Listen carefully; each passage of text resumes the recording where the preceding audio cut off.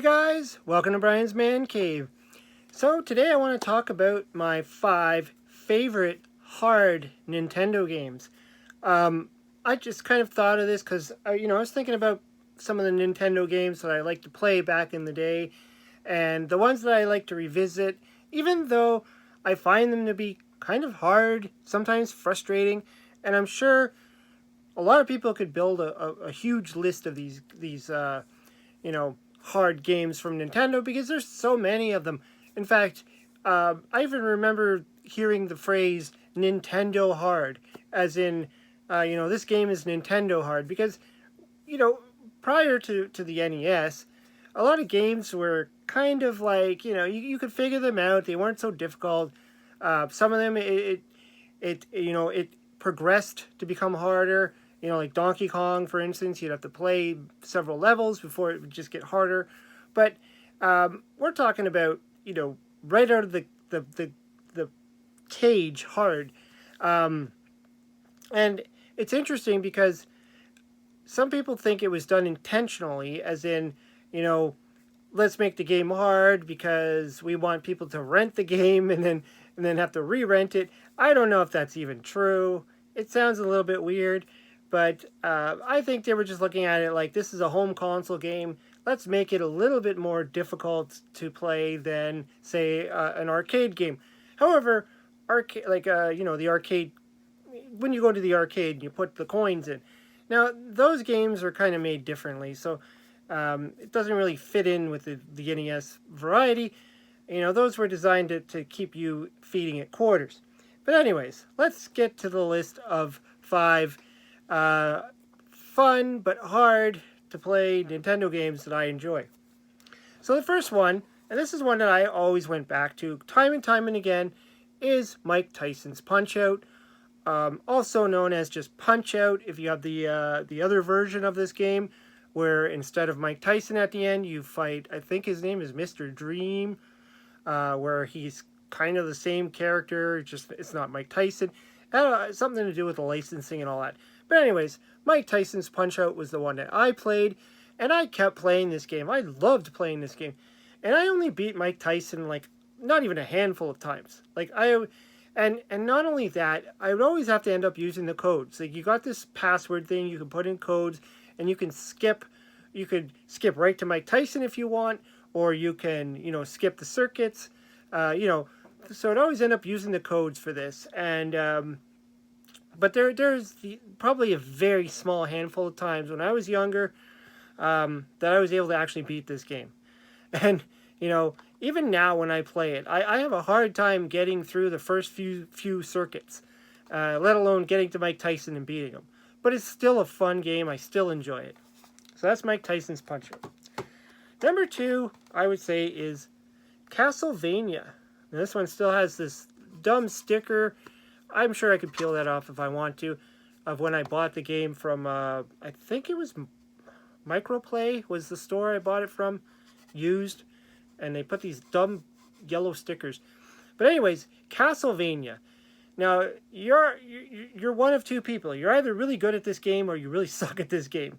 And whether it's on the Nintendo or, there's Intellavania for the Intellivision now, or you're like, my first experience with this game was on the Commodore 64. My friend had it on the Commodore 64, and I borrowed it from him, and I played it. And I actually beat it on the Commodore 64. I don't know how, but I had to actually beat it once on the Commodore 64. I've never beaten the NES version. I don't know why. I've tried. I often get hung up on the Grim Reaper stage. He usually kills me, but even then, like, when you pass that and you get to the point where you have to, like, keep all your weapons, you can't die once, you gotta get to you gotta get yourself set up that you can get through this.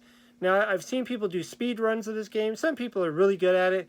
I'm in the category of this game is hard. And, trying to go after Dracula, not an easy task. Even Frankenstein sometimes trips me up. Tough game. For number 3, I decided on Kid Icarus, another classic game that I often would have to use passwords to get anywhere close to completing this game. And again, I think when I was younger, I actually was able to get through all the stages from level 1 up to the last level, but it is hard. In most cases, I would put in, there's a code you can use that actually gives you sort of like unlimited life and unlimited money and stuff like that, but it still puts you into the harder level, but you don't die, so you can just keep playing and playing and playing until you complete it. This is a hard game. Like, you start off, it's instead of side scrolling, it's up scrolling, sort of like Super Mario 2, where you have to go up, and then if you fall, you die. The enemies in this are crazy. They fly around. You're very vulnerable to attack, and it's a hard game. It starts off hard, and it just gets harder and harder and harder until you get to the end, and then you have to fight Medusa, and it is just a brutal game all around. But it's still fun. I still like playing it. I still put it in, and I try to resist myself from playing it with the codes. Break out the Nintendo Power Books or whatever. Put in those codes. I think it's. I think the code is Medusa fights. No, Icarus fights Medusa Angel. I think it is the code, and if you put that in, you get to start off with like this unlimited life. Like, every time you die, it just refuels, and you get like the credit card full of money, and you can buy everything. But it's a fun game. It's fun and frustrating at the same. It's the two F's: fun and frustrating. So for my third pick, and this is an odd one, Back to the Future. This game, it has these moments where the game just gets really, really crazy. And it's a favorite for mine, mostly because I love the movie. I grew up watching the movie. I love the franchise. So naturally, I wanted to play the game. So I was always playing this, no matter how frustrating this game got. And all the little in-between levels, like there's all these little in-between things where the first one you have to throw root beers at the bullies. You're going up and down, kind of like the game Tapper, where you're throwing these root beers and you have to keep hitting the bullies. You can't let any of them hit to the bar, or else they throw you into the door and then you lose. Then the second one, you got Lorraine throwing hearts at you, sort of like the Atari game Kaboom, where things are coming down and you got to catch them all, and if you can't let one pass you. And then when you pass that, you get through the next street, because you got these streets with these bees are coming at you and bullies everywhere, and you're racing against the time. And then you get to this stage where you got to play the guitar. Basically, you're catching treble notes and bass notes. And then you get to the final stage where you have to get to the DeLorean, and then you have to get in the car and dodge lightning bolts. The game just gets brutal every level. It's just nuts. But for me, it's fun. I know this is my list of things, so I'm sure you're going to be sitting there going, no, my list is completely different.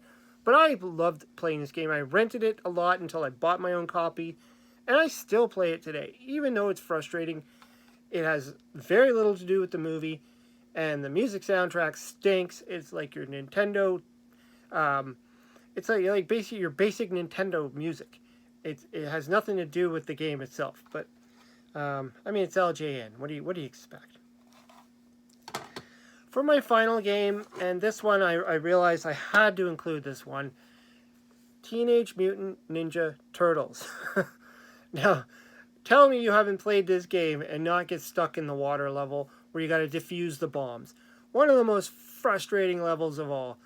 The other thing is, to complete this game, you have to get certain items. You have to get enough of those items, like you have to keep going back. I think it's called the scroll weapon. You have to keep going back and getting the weapon, and then, back and forth. You can't die.